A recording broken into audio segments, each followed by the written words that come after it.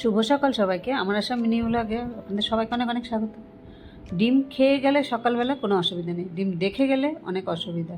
তাই সকালটা আজকে আরম্ভ করলাম ডিমটা দিয়ে আমার সকাল আরম্ভ নয়, কিন্তু ব্লগটা আরম্ভ এই ডিম দিয়ে।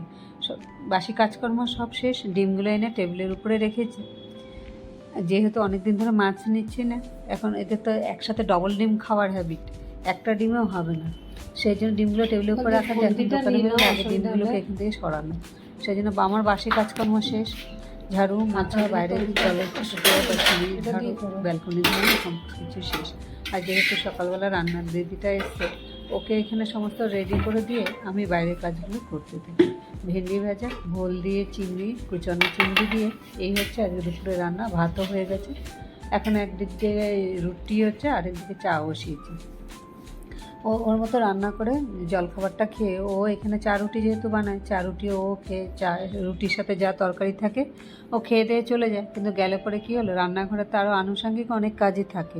এই গ্যাসের তাক মোছা, গ্যাসের নিচে পরিষ্কার করানো, গ্যাস মোছা, সমস্ত স্টিকগুলো ধোয়া, পুরো রান্নাঘরটা ছড়ানো ছিটানো থাকে।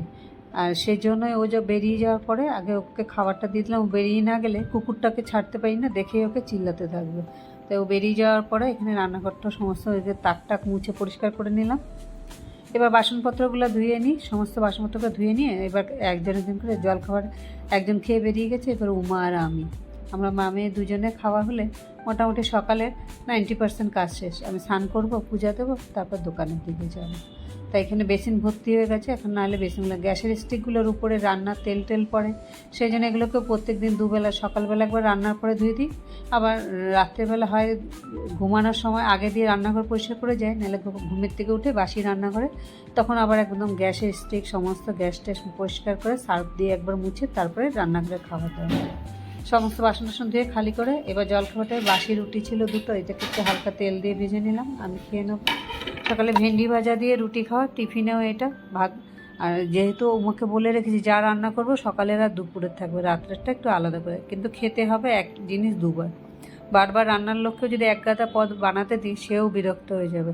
সেটা দুটো কি তিনটে তরকারি, এর বেশি আর করতে দিই না। মা মেয়ে দুজনে জলখাবারটা বেড়ে নিলাম, ওকে দিয়ে দিই, এবার আমিও খেয়ে নেবো। আমারও অনেক বোতলের মধ্যে দুটো প্যাকেট মিলিয়ে দিবি, খেয়ে দিয়ে এবার এই যে বেরিয়ে পড়ছে। আজকের মতো ব্লগটাকেও এখানে শেষ করছি। যা যা যা, আমি কাজ আছে, আমি 10টা